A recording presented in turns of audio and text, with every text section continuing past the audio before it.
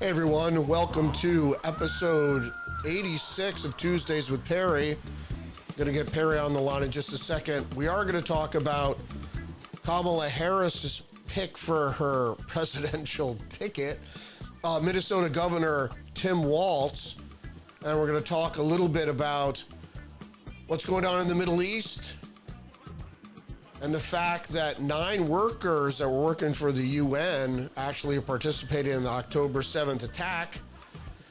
We're going to see what Iran is going to do, and we're going to talk a little bit about the Venezuelan chaos there following the elections. So let's get Perry on the line.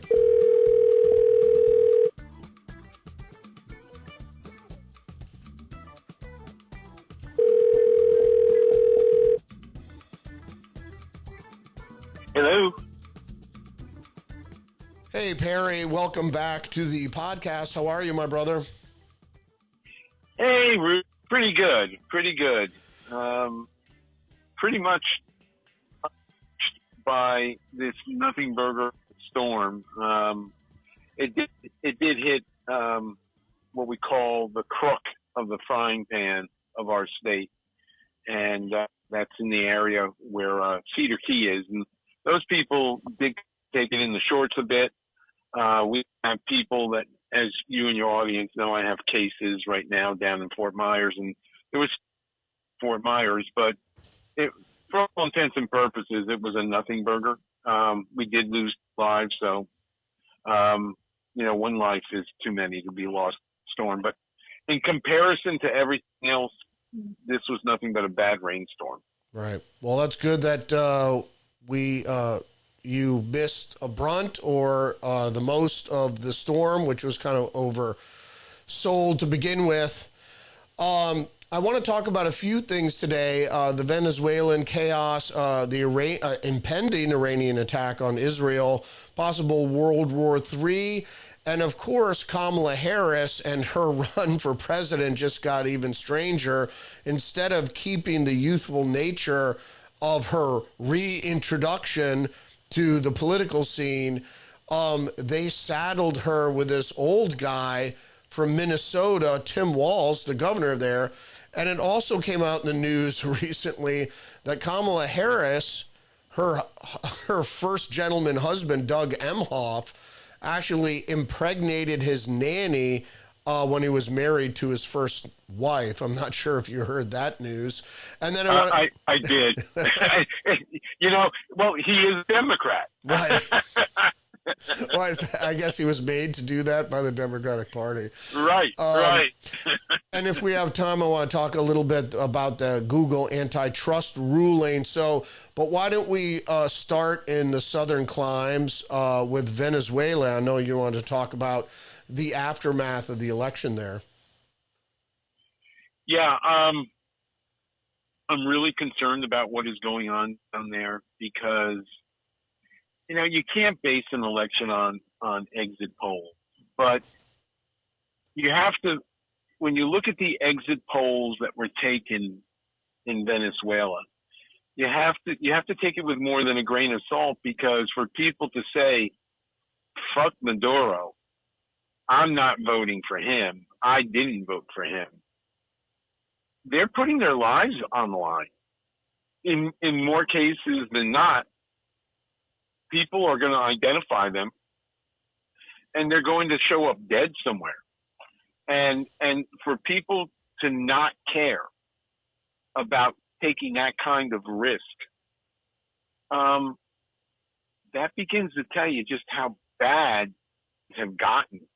I mean, I honestly didn't think it could get much worse, but obviously it's gotten to the point now where people who know they've had an election stolen from them yet again in Venezuela are like, there's nothing left to live in this country for. It's time for another revolution, because obviously this gang refuses to relinquish power, and they will cheat, and they will lie, and they will steal, and they will do whatever they have to remain in power, because to lose power would be to lose their lives, because they'll be put on trial for crimes against humanity, what they have done.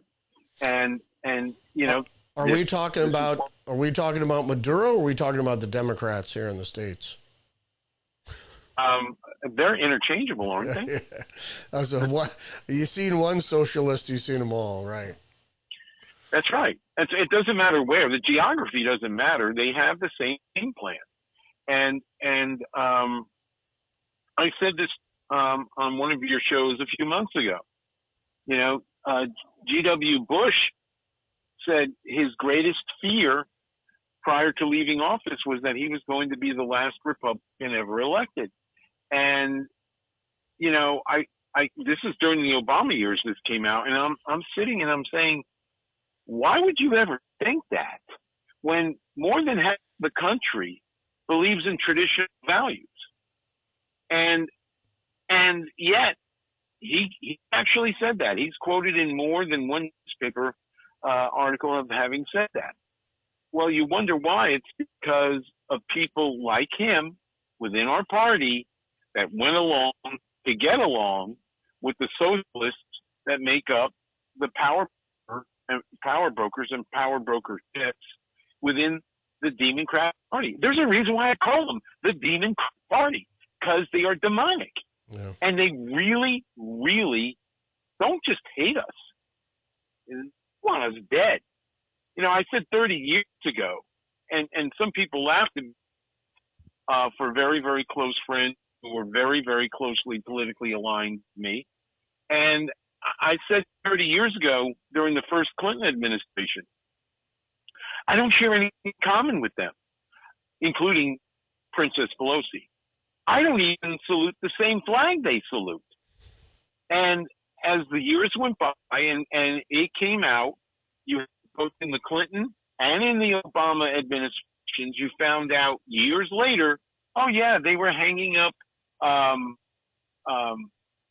Christmas ornaments representing that looked like Mao, looked like Karl Marx, looked like Lenin, Gorbachev, Castro. They actually had these ornaments on the trees. Yeah. Okay, and so I say to people, we have to beat them into submission. I'm not saying it because I want to put one of my personal protection devices and go on a shooting rampage. That's not what I'm saying. What I'm saying is, when they say "fuck you," we say no, "fuck you," and we have had that until now. Yeah. Did you hear Nancy Pelosi thinks that Joe Biden should be put on Mount Rushmore? Oh, I did that. Yeah. Well, you know, again, what kinds of questions do these motherfuckers ever get asked? Well, they don't get asked questions that really matter, like, what is your opinion on what direction the economy is going? Well, do you think we have to, you know, worry about the fact that the Saudi Arabians didn't renew their petrodollar contract with the United States for the first time in 50 years? Has anybody asked a question of a Democrat about that? No, not one. No. Hey, not but one. I gotta give it to Leslie Stahl, who believes just about anything that the Democrats tell her. But she even raised her eyebrows when Nancy Pelosi brought it up on her own that Joe Biden should be put on Mount Rushmore. But I have to give credit where credit is due to Leslie Stahl. She did ask and pressed Nancy Pelosi if she pressured Joe Biden to step out of the 2024 race. Of course, Nancy Pelosi, you know, got out of the question without answering it. She says she's not going to talk about what she talks about with presidents, but you know what the answer to that was. Yeah, you never see Leslie Stahl, who's an old biddy in her own right. I don't know how many plastic surgeries she had to at least look like she's still a woman. But putting that aside, you never see her asking Nancy, Nancy, at age 84, are you thinking of finally stepping down? Nope. You don't see that question being asked of her. Right. The woman can't control her lower anymore. I don't know what medications they've had her on. Obviously, whatever they've had her on isn't working Right. anymore. Well, it's tardive And dyskinesia, which is a side effect of psychotic medication. So, there you go. so I want you, no, Rudy. I want you to repeat that for your audience one more time. Because this woman is second in line to be, I'm sorry, no longer, thank God, right. was second in line to be president as recently as 4 years ago. Yeah, she's under medication, and that's tardive. It's not her dentures, folks. It's tardive dyskinesia, and you could look that up to see what that is. So I know you wanted to talk about the Middle East a little bit too. Some World War III news. Iran is going to attack any minute now. What do you think's coming out of that? It's not so much when, but where. And I'm really concerned because I've already said it once before. I was pleasantly surprised it didn't happen, but now you've got Turkey threatening to enter the war with armored divisions. And it said he plans to do just that if Israel goes after Iran.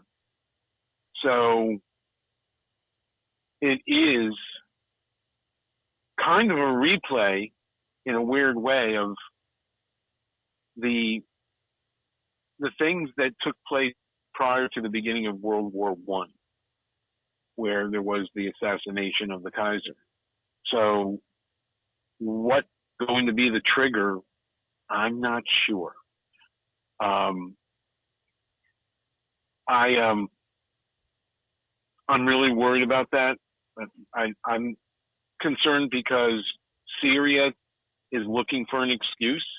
They don't have a military capable of taking on Israel.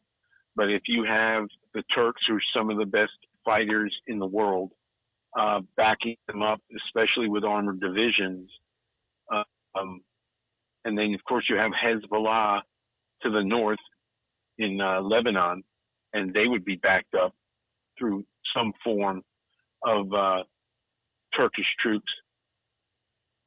That becomes a multi-front war.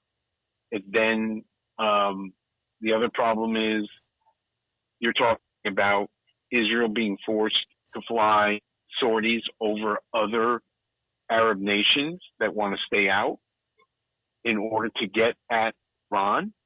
It's frightening. We've already sent another carrier task force back into that part of the Mediterranean as of last week. We're not there just to soak up some rays.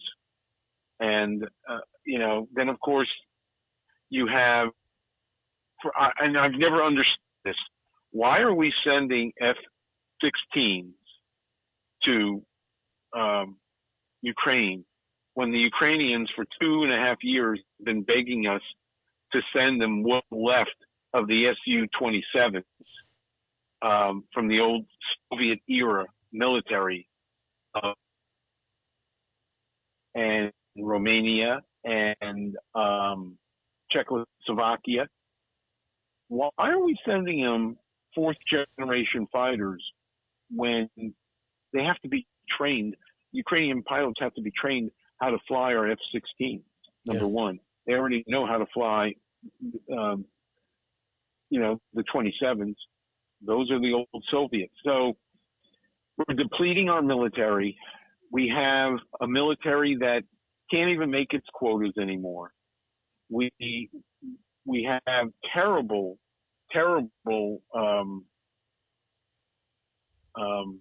strife within the ranks.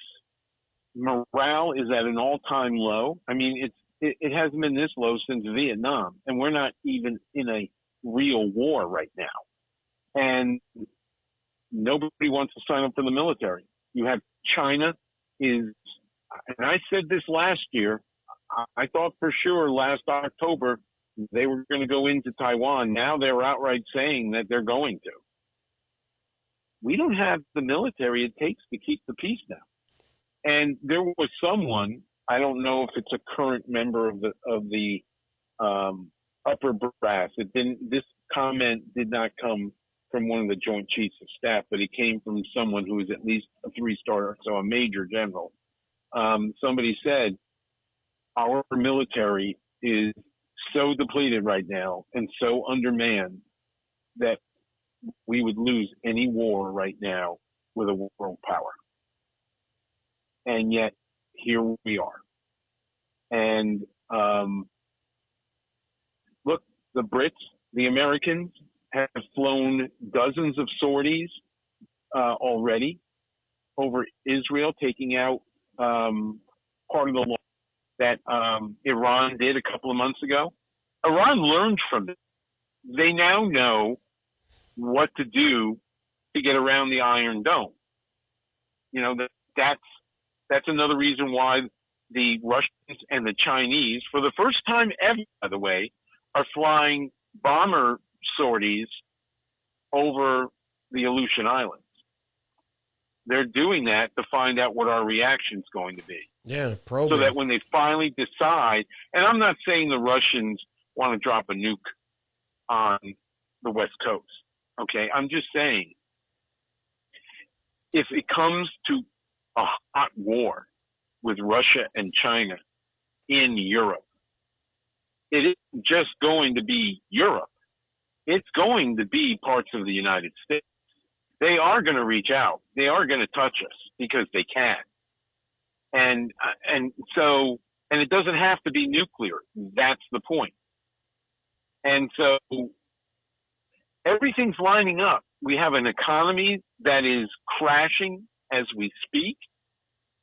The money people, and I'm talking about the Davos crowd, they're all in a panic because the Fed has lost all semblance of control over the economy.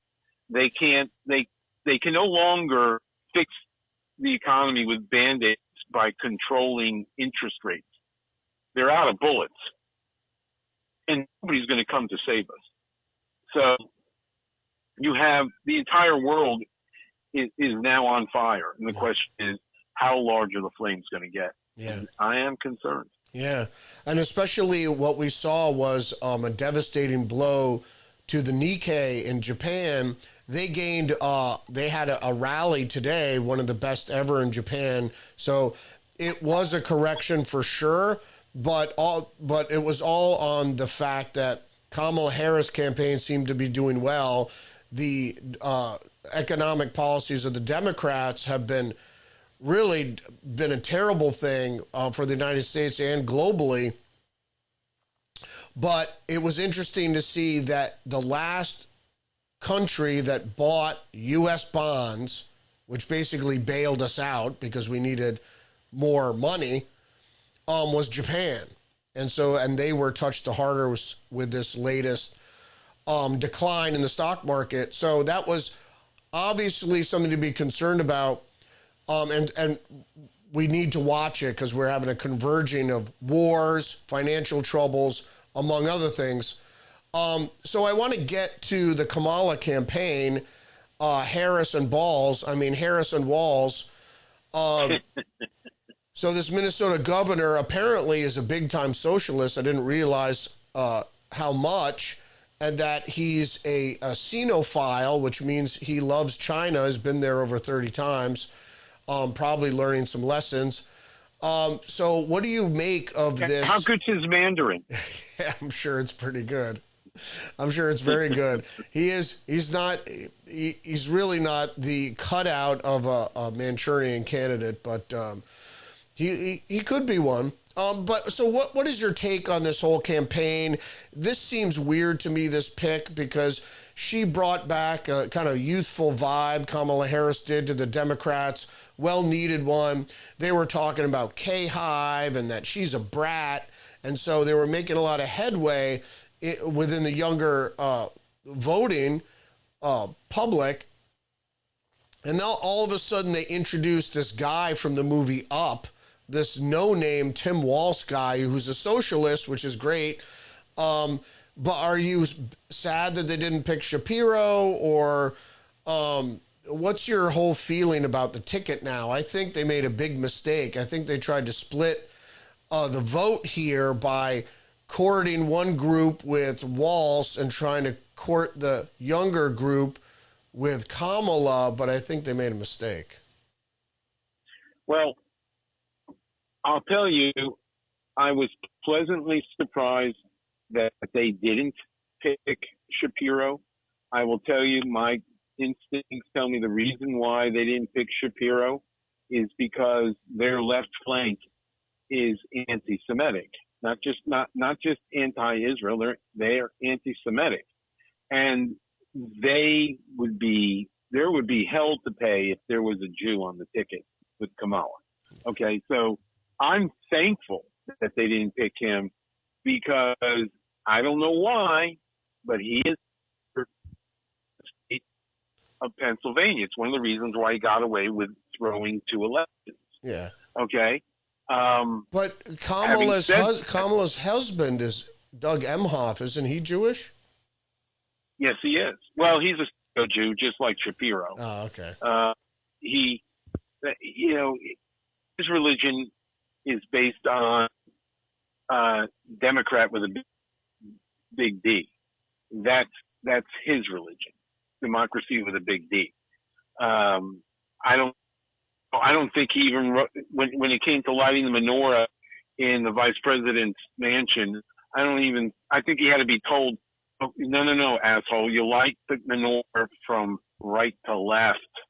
Get it straight. Trust me. I don't think he knows how to say his brachas.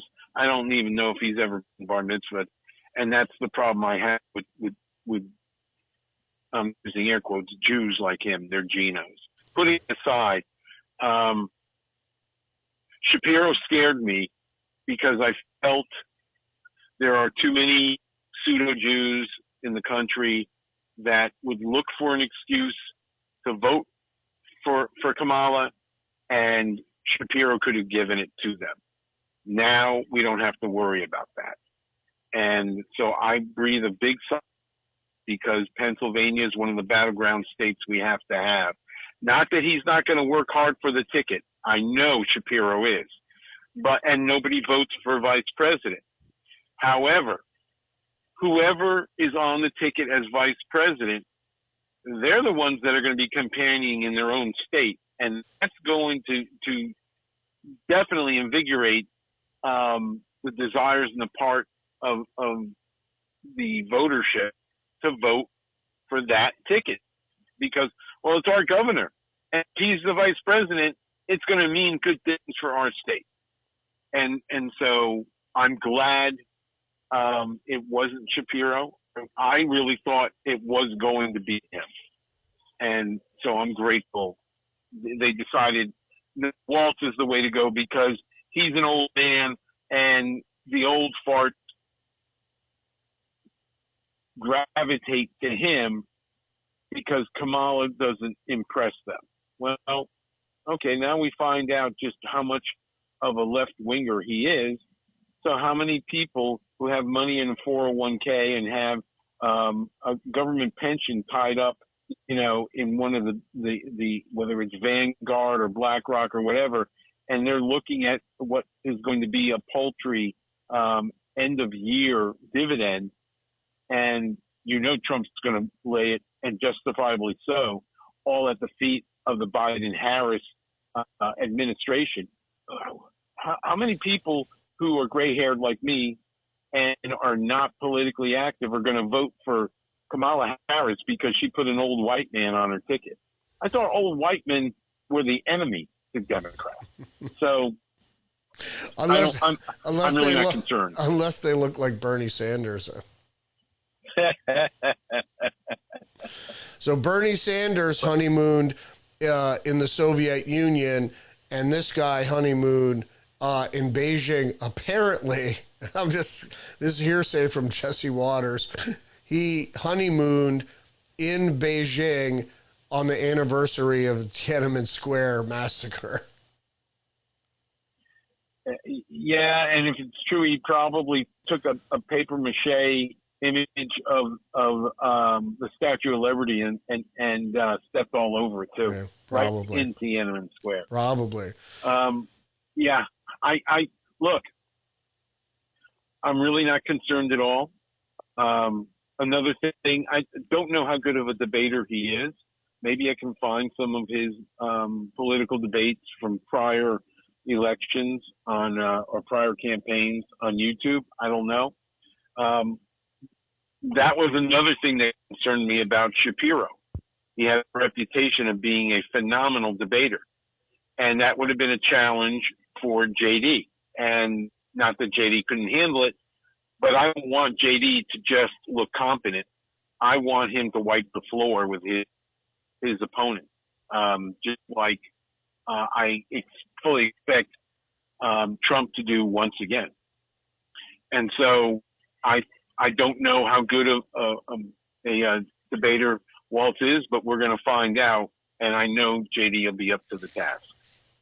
Yeah, I hope so. I'm sure he will. I'm not really too worried. Like I said, I think they're splitting the ticket here, and I think that was a bad mistake. And I think it makes them look stupid. And apparently there's some speculation that they just felt, or Kamala felt that Shapiro was better than her, and so she was insecure, so she needed to get somebody who wouldn't outshine her, which certainly isn't too difficult. So they got this guy. Who certainly won't outshine her. Well, that's the same reason why Jimmy Carter picked Walter Mondale, and that's the reason why Clinton picked Al Gore, because you're right. They didn't want people that could question their leadership by being leaders themselves. And I just am more concerned about the types of questions that will be asked than I am about whether or not JD will be up to the task, because I know he will be. That's, I think, one of the reasons why Trump selected him. But what's interesting about the Democratic ticket is they chose who they chose for the wrong reason. And my reasoning for saying that is she's a absolute far left wing progressive. I mean, she wants cops to be taken off the street. She wants and got the end of cash bail. She set up, and when I say she was part of, she wasn't the only person. She helped to set up the GoFundMe page to get all these criminals from all of the torchings of cities, from literally one coast to the other, out of jail. She supported Black Lives Matters. She couldn't be more, who, by the way, talk about comeuppance. It's just last week, the leadership of Black Lives Matter say, we ain't voting for her. But he is, when it comes to policy, when it comes to the direction that he envisions right now as a governor, but possibly as a vice president, the direction he wants the country to go is identical to, and you're not going to win votes that way, Rudy, from people who don't want you, Kamala, and they don't relate to you because you're too hip for them. And the last thing I want to say about this ticket is, notice how quickly the media dropped off on using the word weird to describe JD and Trump, because they didn't get any traction from it. Yeah. But you know what we should say? Go ahead. No, and I was going to say it originated with Tim Walz, actually. Interesting. That I didn't know. I knew he was using it. I didn't know he was the one who started the failed program. But anyway, it's better to be weird than strange. and so you can call us weird all you want, but you're really strange. Yeah. And we can go right down the line. You know why you're strange? You got to be strange to support transgenderism, especially in the schools and certainly in grade schools. There's something wrong with you That's why you're strange. You're strange because you don't fit the mold of an average person. You're strange because you want the United States to no longer be looked up to as the leader of the free world. You're strange because you seem to think people don't pay enough in taxes. That's strange. You're strange because you think the military is not meant for protecting the lives of the citizens that military represents. They're there so as to mainstream people like you who are strange. Yeah, there's a lot of things that we can say about you that are strange. And, you know, obviously we don't need to say it now because the word weird has no legs, but that would be the great way to combat it if they try to use that word again. Yeah. And we should do it. That's a good idea. Well, you know, they're just projecting. They're the actual ones that are weird, have weird policies, have weird ideas, weird ideology. And so, do you want to comment before we cut out here? Do you want to comment on this Google antitrust ruling that came down a couple days ago? Actually, I would rather leave your audience tonight with all the breaking news in the last week that's come out, week to 10 days, about the Secret Service. Sure, let's hear it. I know you're not a tech, tech isn't your forte, so what do we got? Right. I covered some shit today on the Secret Service. Was basically that the whistleblower was stating that it was very likely that the field director, or the site director for the Secret Service was the one that was quarterbacking the stand down. Well, that is definitely one of the things to point out. So I'm glad you reiterated those words. The other thing I wanted to talk about is, and we brought this up during the special report the night of the attempted assassination, and that's the thing. I don't want to hear any of those other fuckers from the press say shooting.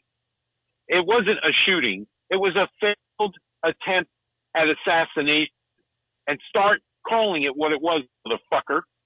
It was an assassination attempt. And so one of the things that came out, and I'm almost sure you covered this in one of your shows, but I'll say it tonight anyway. There was the issue of why there were no drones flown. And the first thing that came out, this is not what Tim Rowe, the motherfucker, who, by the way, was in charge of setting up all of these venue security platforms. It was big. And then there was one person under him for each individual venue who really had to take the tiger by the tail because it's their gig. But Tim Rowe, this motherfucker, a bitch, is the reason why Donald John Trump was almost assassinated 3 weeks ago. He is the one who denied, and this is now coming out. He is the one, this has been reported by Susan Crabtree, and she's got incredible sources within the Secret Service. And it was Rowe who said, no, we're not going to fly any drones. It wasn't what we were told by the Secret Service initially was, well, we had to get authority from the FAA. Well, we fly our own drone, and we have authority. You have to have a pilot's license. You have to have authority from the FAA to fly restricted areas. However, if you are a licensed drone pilot, the FAA already has all your personal information. They know who you are. So when you go into your software package of your drone on your phone and request permission to fly your drone in a restricted airspace, it immediately grants you permission. So for the Secret Service to say to the United States of America, to tell every citizen, well, we just couldn't get authority. Well, that's funny because this kid obviously didn't need authority to fly his drone. And the other thing is, if he was flying that drone literally 2 or 3 hours before the event started, and you didn't have authority, that means restricted airspace, which is what it should have been by the FAA, really was restrictive airspace. And if that's the case, there are drones today that they call them kamikaze for a reason. Very expensive. But the weaponized drones are weaponized by the armies of individual nations. The Ukrainians have them. The Russians have them. We have them. The Iranians have them. And if that kid was able to fly a drone hours before, it's safe to say if somebody were able to get their hands on a kamikaze drone, we didn't have anything in place that day. Countermeasure, right? As a countermeasure. And it would not have only killed Donald Trump. It would have killed everybody probably within a 10-foot span of where he was standing. You know what? There's some breaking news I just want to mention here. I'm going to cover it tomorrow, that apparently they're rolling out this story that a Pakistani man with political connections to the Iranians was trying to hire Americans to kill high-profile politicians. So that might be a little side note that the FBI is churning out to cover their asses, or yep, to tie it up in a neat bow, because the kid wasn't talking on an encrypted text to FBI agents. He was talking to a Pakistani or whomever who tried to hire him. So maybe they will try to tie together this all in a motive, because there doesn't seem to be one right now. Well, certainly the ones that they're putting forth are questionable. So my final point here is everyone needs to pay attention to the disinformation that we're being fed by our own government with regard to the Secret Service, as well as what the lame brain media is reporting. And if you notice, there's very little in lame brain media world that's being discussed about the failures, the abject failures of the United States Secret Service, and the fact that they said to Trump, following Butler, look, we just can't protect you. Well, then what the fuck do we have you for? If you cannot perform at a high rate for the one and only task you were truly given. Now, unfortunately, because of the bureaucracy of the Homeland Security, Department of Homeland Security, they have other tasks that have been assigned to them. For example, investigating the parents of school children throughout the country.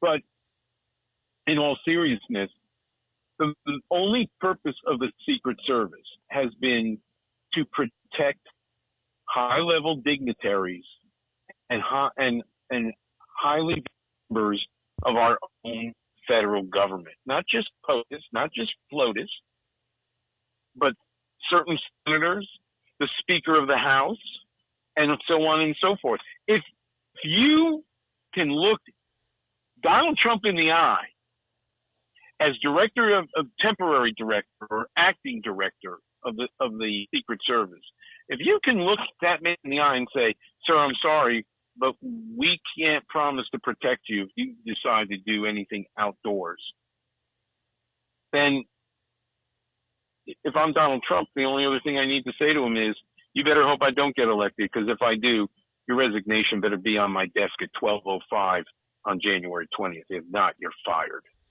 That is what needs to be said to people like that. And the problem is what we're uncovering, I shouldn't say me, what reporters like Susan Crabtree are now uncovering is this has been a pile of misfits, not for years, but for decades. And they just don't, and I'm not talking about the guys and gals that are wearing black suits and standing in the sun trying to protect dignitaries. I'm talking about the leadership. And it's starting to come out now just how corrupt, just how inept, just how ungodly foolish they are. And how did they get there? Brown knows it. Yeah. Or they were probably put there. Just like Comey was put there, just like Ray was put there, just correct. Like, you know. But it's not just, that's what I'm trying to say. It's not just Roe. It's not just Cheadle before him. It's the people underneath them too. You know, they get $3 billion a year to run their department. And in the grand scheme of things, that's not a lot of money. But when your sole purpose as a department within the Department of the Homeland Security is nothing more than to protect, like I said, the high-valued dignitaries of our country and those who visit from foreign countries. When that's your only job, $3 billion goes a long way. Yeah. Well, not if you're paying for their first son's Malibu mansion. Right. Well, there you go. So the other thing that I wanted to say, and this just came out yesterday, prior to January 6th, which is very common, so I don't want to say there's any malfeasance here. Once a year, once every 18 months, and this is in every department of the federal government, personnel are asked to turn in their phones, make an exchange, because technology improves. There's always the issue of security and encryption and blah, blah, blah, blah, blah. So I get that. And so 3 months before J6, the Secret Service, who were tagged to be on top of their game on Capitol Hill and the surrounding area, their phones were turned in 3 months before J6. Within a month of J6, these same members in personnel were asked to turn in their phones again. And when they got them back, it was something odd. Now, this came from a whistleblower that Susan Crabtree talked to. All of their contacts, all of their text messages, all of their emails were put back on the phone, except events that took place or referred to J6 after J6. So there's a cover-up here. There's a cover-up that's taking place right now because nobody knows any definitive information about the events of the day on July 13th in Butler, Pennsylvania. Okay?